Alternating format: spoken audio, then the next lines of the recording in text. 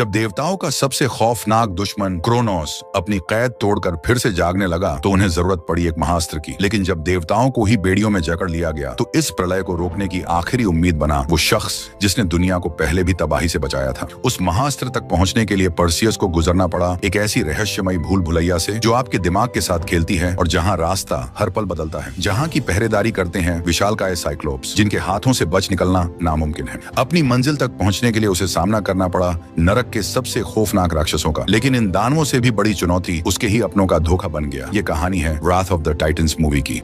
कहानी की शुरुआत होती है एक रणभूमि से। यहाँ का मंजर ऐसा है जैसे दुनिया खत्म होने वाली है। पहाड़ से भी बड़ा एक जलता हुआ विशालकाय हाथ पूरे मैदान में आग बरसा रहा है। 2 सिरों और 4 हाथों वाला एक दानव कत्लेआम मचा रहा है। अब इस शमशान बन चुके मैदान के बीचों बीच खड़ा पर्सियस देखता है कि उसका बेटा भी वहीं है। वो उसे बचाने की कोशिश करता है लेकिन वो विशाल हाथ सब कुछ खत्म कर देता है। पर्सियस की आंख खुलती है। ये एक भयानक सपना था, लेकिन उसे एहसास हो जाता है कि दुनिया में एक नई प्रलय आने वाली है। आर्गोस की जंग जिसमें पर्सियस ने क्रैकन को मार दिया था को अब 10 साल बीत चुके हैं। पर्सियस की पत्नी आयो का इंतकाल हो चुका है और अब उसका सारा संसार उसका बेटा हीलियस है। पर्सियस नहीं चाहता कि उसका बेटा कभी जंग की आग को देखे, इसीलिए पर्सियस अब गांव में एक मछुआरे की तरह रह रहा है। कुछ दूर तेज भूकंप आता है। धरती 2 हिस्सों में फटने लगती है। पाताल लोक के सबसे गहरे हिस्से में मौजूद तिलिस्मी जेल टार्टरस में अब हलचल शुरू हो गई है, जहाँ न केवल दुनिया के सबसे खूंखार राक्षस कैद हैं, बल्कि उनके साथ यहाँ वह क्रूर टाइटन क्रोनोस भी कैद है, जो देवताओं से अपना बदला लेने के लिए सदियों से इंतजार कर रहा है। उसी रात पर्सियस नोटिस करता है कि आसमान में अजीब शोर हो रहा है। तभी बिजली कड़कती है और जूस प्रकट होते हैं। जूस के चेहरे पर फिक्र की लकीरें हैं।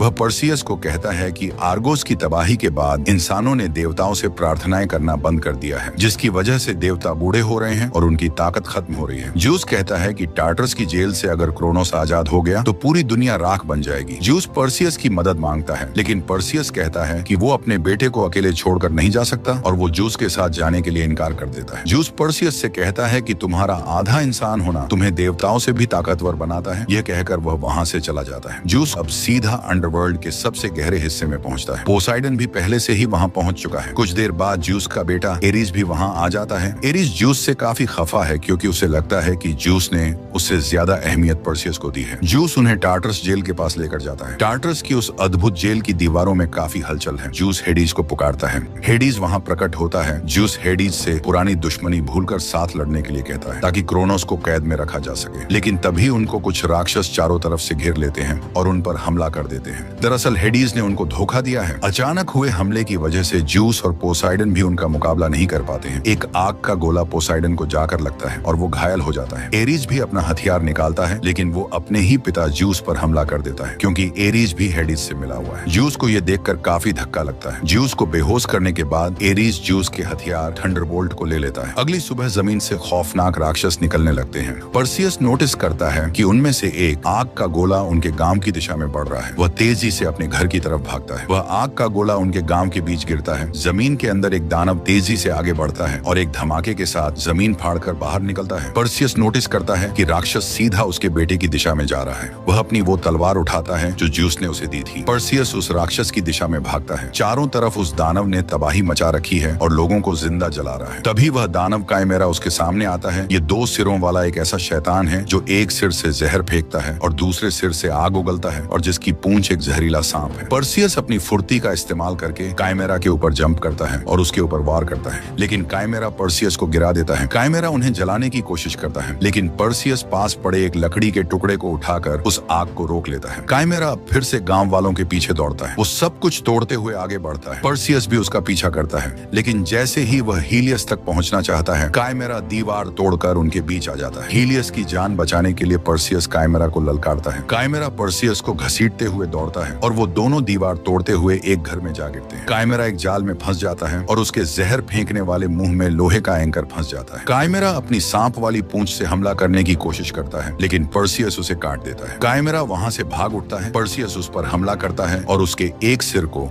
जमीन में एंकर से ठोक देता है और दूसरे सिर को एक चैन से अलग दिशा में खींचता है। अब उस दानव के मुंह से लगातार जहर निकल रहा है। पर्सियस काइमेरा को आग फेंकने के लिए मजबूर करता है और जैसे ही वो आग उगलता है, पर्सियस चैन छोड़ देता है और वो दानव खुद की आग से ही जल जाता है। पर्सियस ने भले ही उस दानव को मार दिया है, लेकिन उनका पूरा गांव तबाह हो चुका है। ज्यूस ने जिस प्रलय के बारे में उसे बताया था, अब वो उसके सामने है। वो हीलियस को अपने साथ लेकर माउंट ऑफ आइडल्स की तरफ बढ़ता है, धरती की वो जगह जो स्वर्ग के सबसे करीब है। यहाँ देवताओं का वो मंदिर है जहाँ लोग पहले उनकी पूजा करते थे, लेकिन अब इसकी हालत काफी जर्जर हो चुकी है। पर्सियस ज्यूस को बुलाने के लिए प्रार्थना करता है। आसमान में धमाका होता है, लेकिन ज्यूस की जगह वहाँ पोसाइडन आता है। वह बुरी तरह से घायल है। वो बताता है कि हेडीज और एरीज ने उन्हें धोखा दिया है। पोसाइडन कहता है कि अब पर्सियस ही ज्यूस को बचा सकता है, लेकिन इसके लिए उसे हेफेस्टस को ढूंढना पड़ेगा। पोसाइडन अपनी आखिरी सांसें लेते हुए पर्सियस को अपना त्रिशूल देता है और कहता है, मेरे बेटे इजेनोर को ढूंढो, जो रानी एंड्रोमेडा के कैंप में कैद है। वही तुम्हें रास्ता दिखाएगा और अगर वो काबिल साबित हो तो उसे मेरा त्रिशूल सौंप देना। पर्सियस हीलियस को सुरक्षित जगह पर छोड़ता है और अपने उस जादुई उड़ने वाले घोड़े पेगासस को लेकर निकल पड़ता है अपनी पुरानी दोस्त एंड्रोमेडा से मिलने के लिए। आसमान से वो नीचे देखता है, चारों तरफ बस तबाही है। अगर वह नहीं लड़ा तो उसका बेटा भी नहीं बचेगा। पेगासस को दूर से देखकर एंड्रोमेडा के कैंप के सैनिकों को लगता है कि कोई दानव उनकी तरफ बढ़ रहा है।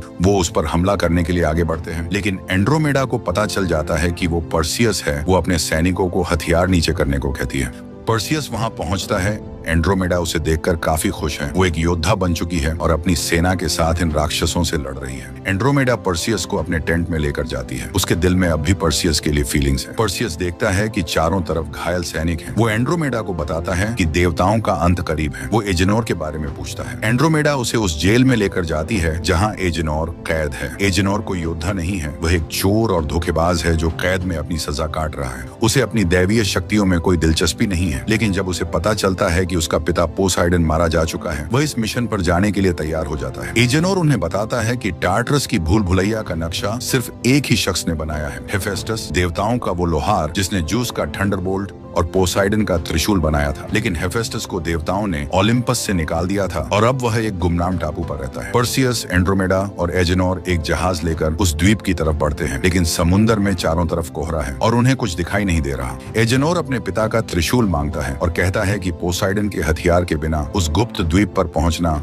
नामुमकिन है। पर्सियस एजेनोर पे भरोसा करते हुए उसे पोसाइडन का वो त्रिशूल दे देता है। जैसे ही एजेनोर उस त्रिशूल को पकड़ता है, समुद्र में एक जोरदार कंपन होता है। पोसाइडन की दैवीय शक्ति के प्रभाव से वह जहाज खुद ब खुद अपनी दिशा बदलने लगता है और उस रहस्यमयी द्वीप की तरफ बढ़ने लगता है। द्वीप का नजारा बहुत खूबसूरत है। चारों तरफ जंगल फैला हुआ है। जब वे जंगल के अंदर कदम बढ़ाते हैं तो उन्हें एहसास होता है कि पूरे इलाके में जाल बिछे हुए हैं। कुछ दूर आगे जाकर एजेनोर गलती से एक जाल को एक्टिवेट कर देता है। वो कुछ कर पाते उससे पहले ही वो एक पिंजरे में कैद हो जाता है और वो पिंजरा काउंटर वेट के भारी दबाव की वजह से झटके के साथ ऊपर की ओर खिंच जाता है। तभी दूर जंगल में उन्हें एक दहाड़ सुनाई देती है। वो कुछ कर पाते उससे पहले ही एजेनोर को दूर खींच लिया जाता है। पर्सियस बिना वक्त गवाए उसके पीछे दौड़ पड़ता है, लेकिन तभी अचानक एक विशाल पेड़ उसकी दिशा में आता है। पेड़ों के बीच से एक विशालकाय दानव उसकी तरफ बढ़ रहा है। पर्सियस वहां से भागता है, लेकिन वो दानव उसका पीछा करता है। ये साइक्लोप्स था, एक आंख वाला विशालकाय राक्षस। उसका हर एक वार जंगल के विशाल पेड़ों के भी दो टुकड़े कर दे रहा है। दूसरी तरफ एक और साइक्लोप्स एंड्रोमेडा और उसके सैनिकों को घेर लेता है। वह बिना किसी रहम के उन पर टूट पड़ता है और उन्हें मारना शुरू कर देता है। एंड्रोमेडा और उसकी एक सैनिक बचकर एक गड्ढे में छुप जाते हैं, लेकिन वह साइक्लोप्स उनका पीछा नहीं छोड़ रहा। पर्सियस भागकर एक ट्रैप के पास पहुंचता है। तभी वह साइक्लोप्स वहां पहुंचकर दोबारा पर्सियस पर हमला कर देता है। पर्सियस अपनी तलवार से उसका हाथ रोकता है। कुछ सैनिक भी वहां आकर पर्सियस की मदद करते हैं। मौका पाते ही पर्सियस उस ट्रैप को एक्टिवेट कर देता है और वह पेड़ सीधा उस साइक्लोप्स के सिर पर जाकर लगता है। साइक्लोप्स वही बेहोश होकर गिर जाता है।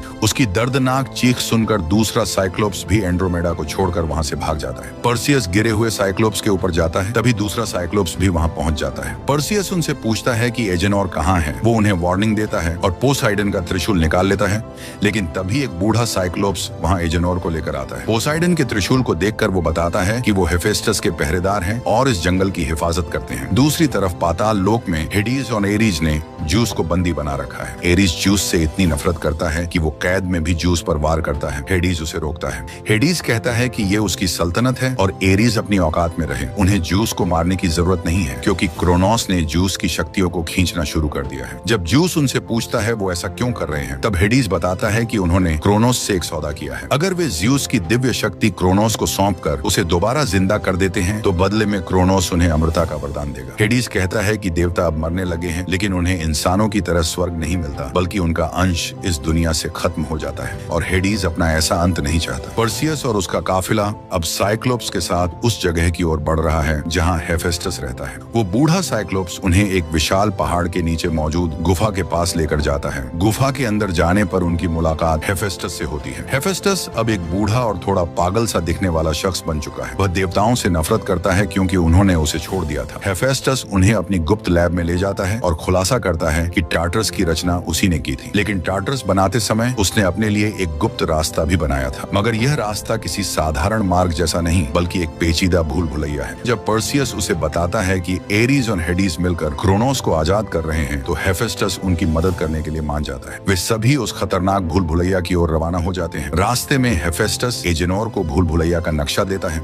वह उनको बताता है कि भूल भुलैया महज पत्थरों की दीवार नहीं है, बल्कि यह आपके दिमाग के साथ खेलती है। हर मोड़ पर सैकड़ों दरवाजे मिलेंगे और किसी भी गलत दरवाजे का चुनाव निश्चित मौत है। जैसे ही यह काफिला भूल भुलैया के मुहाने पर पहुंचता है, हेफेस्टस उस तिलिस्मी दरवाजे को खोल देता है। तभी आसमान चीरते हुए एक जोरदार धमाका होता है और बिजली की रफ्तार से एरीज उनके सामने आकर गिरता है। पर्सियस उसे रोकने की कोशिश करता है, लेकिन उसके वार का एरीज पर कोई असर नहीं होता। एरीज अपने हथियार निकालता है और एक एक करके उन सैनिकों को मारने लगता है। वे सैनिक एरीज की शक्ति के आगे पूरी तरह बेबस नजर आते हैं। एंड्रोमेडा भी बहादुरी दिखाती है, लेकिन एरीज के वार से वो भी दूर जाकर गिरती है। भूल भुलैया का दरवाजा भी अब वापस बंद होने लगता है। हेफेस्टस दरवाजे को रोकने के लिए अपने हथियार का इस्तेमाल करता है। एरीज अब पर्सियस पर हमला करता है। पर्सियस को बचाने के लिए एजेनोर एरीज पर पीछे से वार करता है। इसी गहमागहमी में हेफेस्टस का हथियार टूट जाता है। एंड्रोमेडा भागकर अंदर चली जाती है। उसके पीछे पर्सियस और एजेनोर भी अंदर भागते हैं। पर्सियस और उसके साथियों को बचाने के लिए हेफेस्टस खुद को कुर्बान कर देता है। अंदर पहुंचते ही पर्सियस एक खतरनाक ढलान से फिसलकर भूल भुलैया के सबसे निचले अंधेरे हिस्से में जा गिरता है। यहाँ एंड्रोमेडा और एजेनोर भी है। वे तीनों आगे बढ़ने की कोशिश करते हैं, मगर हर मोड़ पर रास्ता पत्थर की दीवारों से बंद मिलता है। इस अनंत और विशाल भूल भुलैया को पार करना अब पूरी तरह नामुमकिन नजर आने लगा है। तभी उनकी पास की दीवारें भी खिसकने लगती हैं।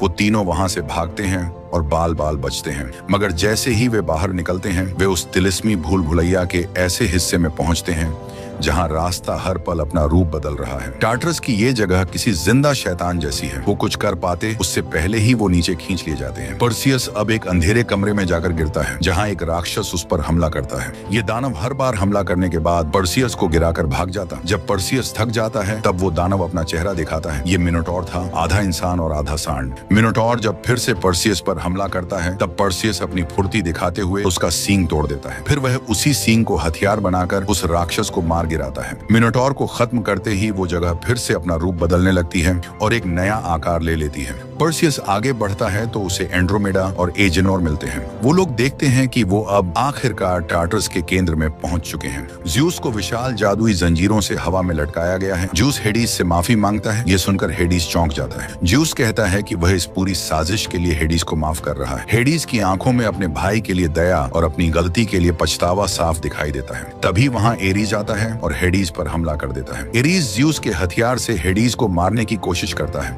मगर ज्यूस उस हथियार को सक्रिय होने से रोक देता है। ज्यूस कहता है कि वो उसे हेडीज को नहीं मारने देगा। मौके का फायदा उठाकर हेडीज एरीज को लेकर वहां से नीचे की गहराइयों में कूद जाता है। क्रोनोस भी अब पूरी तरह जागने की कगार पर पहुंच चुका है।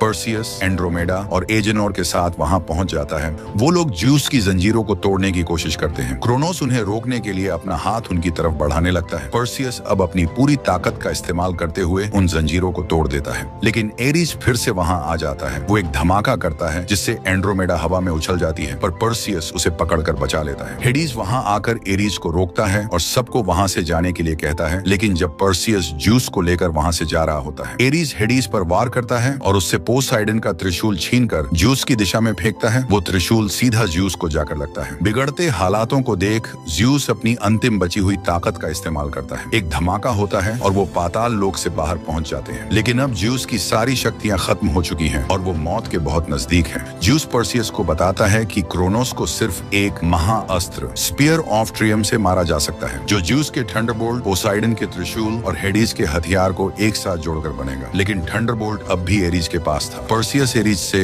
प्रार्थना के जरिए बात करता है। वो कहता है कि अब समय आ गया है कि वो साबित कर दे कि उनमें से कौन ज्यूस का काबिल बेटा है। पर्सियस एजेनोर और एंड्रोमेडा को कहता है कि उन्हें क्रोनोस को कुछ समय के लिए रोकना होगा। इसके बाद पर्सियस एरीज से मुकाबला करने के लिए वहां से निकल पड़ता है। अब इस तबाही को रोकने की सारी जिम्मेदारी एंड्रोमेडा के जांबाज सैनिकों के कंधों पर आ टिकी है। तभी एक जोरदार धमाका होता है। ये इतना तेज है कि पूरा मैदान धुएं के गुबार में समा जाता है। एंड्रोमेडा को एहसास हो जाता है कि ये क्रोनोस है। धमाके से निकल रहे आग के गोलों से बचते हुए पर्सियस आगे बढ़ता है, लेकिन जैसे ही ये धधकते गोले जमीन से टकराते हैं, उनके अंदर से क्रोनोस के खूंखार योद्धा मखाई निकलते हैं। जैसे ही ये राक्षस इंसानी फौज पर हमला करते हैं, मंजर कत्लेआम में बदल जाता है। मखाई की तलवारें बिजली की रफ्तार से चलती हैं और एक एक वार में कई सैनिकों के पर खच्चे उड़ा देती हैं। दूसरी तरफ पर्सियस मंदिर में पहुंचकर देखता है कि एरीज पहले से वहां खड़ा है, लेकिन एरीज हीलियस को भी वहां लेकर आया है। एरीज पर्सियस से कहता है कि वो उसे उसके बेटे के सामने मारेगा, ताकि उसे पता चल सके कि अगर किसी से उसका बाप छीन लिया जाए तो उस पर क्या गुजरती है। पर्सियस एरीज पर हमला करता है, लेकिन एरीज की ताकत पर्सियस के मुकाबले कहीं ज्यादा है। पर्सियस के वार बेअसर साबित होते हैं और एरीज उसे उठा के पटक देता है। एरीज उसे बहुत ही बेरहमी से मारता है और उसे पकड़कर मंदिर में मौजूद विशाल पिलर्स पर दे मारता है। जब एरीज को लगता है कि पर्सियस हार चुका है, तब वो वापस हीलियस के पास जाता है। लेकिन अब पर्सियस अपने बेटे को बचाने के लिए अपनी बची हुई ताकत जुटाकर एरीज पर हमला करता है। वो उसे पीछे से पकड़ता है और उसी का खंजर एरीज के सीने में मारता है। इसके बाद पर्सियस ज्यूस का थंडरबोल्ट एरीज में घुसा देता है। अपने भाई को मरता देख पर्सियस को दुख होता है। एरीज मर जाता है और उसका शरीर राख बनकर बिखर जाता है। अब उसके पास तीनों हथियार आ गए हैं और वो क्रोनोस का सामना करने के लिए तैयार है। वो उन तीनों हथियारों को जोड़ता है, जिससे बनता है वो महाअस्त्र स्पीयर ऑफ ट्रियम। अब हेडीज भी युद्ध के मैदान में पहुंच चुका है। वो ज्यूस के पास जाता है और उसे कहता है कि मैंने भी तुम्हें माफ कर दिया है। ये कहकर वो अपनी आधी ताकत ज्यूस को दे देता है। ज्यूस के घाव भर जाते हैं और वो फिर से जवान हो जाता है। देवताओं का यह पुनर्मिलन अब इस तबाही को रोकने की नई उम्मीद है। अब ये दोनों भाई क्रोनोस के राक्षसों को धूल चटाने लगते हैं। इन दोनों को रणभूमि में लड़ते देखकर एहसास होता है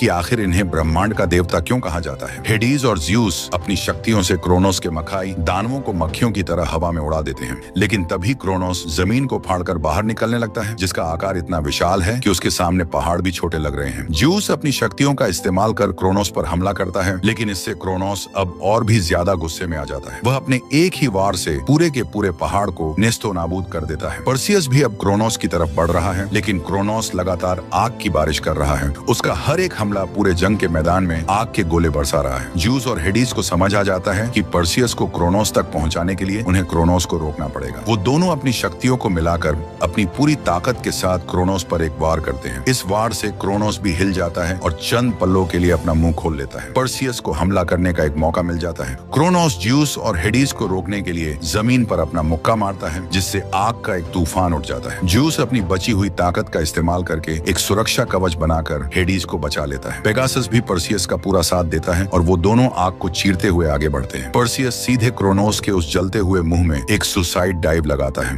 पर्सियस उस महाअस्त्र से क्रोनोस को अंदर से चीर देता है और फिर उसे उसके शरीर के अंदर फेंक देता है। अब क्रोनोस के पूरे शरीर में वो बिजली दौड़ने लग जाती है। उसका लावा से बना शरीर अंदर से फटने लगता है। क्रोनोस का विशाल पत्थर जैसा शरीर धमाके के साथ टुकड़ों टुकड़ों में बिखर जाता है। ये देखकर एंड्रोमेडा और उसकी सेना भी खुशी से झूम उठते हैं। पर्सियस भी वहां से बचकर वापस आ जाता है। पर्सियस को जिंदा देखकर एंड्रोमेडा को और भी सुकून मिलता है। पर्सियस ज्यूस के पास जाता है। हेडीज उसे कहता है कि अब ज्यूस को आखिरी अलविदा कहने का वक्त आ चुका है। ज्यूस कहता है कि उसे अपने बेटे पर्सियस पर नाज है। वो एक पिता की तरह अपना हाथ पर्सियस के चेहरे पर रखता है और उसे शुक्रिया कहता है। ज्यूस मरते वक्त भी मुस्कुरा रहे हैं, क्योंकि उन्होंने अपने बेटे पर्सियस में वो सब देख लिया जो वे खुद नहीं बन पाए। हेडीज भी अब एक मामूली इंसान की तरह बूढ़ा हो चुका है। हेडीज पर्सियस को कहता है, अब देवताओं का वक्त खत्म हुआ, अब दुनिया तुम्हारी है। कैंप में लौटकर पर्सियस की नजर एंड्रोमेडा पर पड़ती है। वह उससे अपने दिल की बात कहना चाहता है, लेकिन हिम्मत नहीं जुटा पा रहा है। एजेनोर ये नोटिस करता है और पर्सियस को एंड्रोमेडा के पास जाने को कहता है। पर्सियस एंड्रोमेडा के करीब जाता जाता है और इससे पहले कि वह कुछ कहे वह उसे किस कर देता है। एंड्रोमेडा भी शायद इसी पल का इंतजार कर रही थी। वह धीरे से मुस्कुराने लगती है।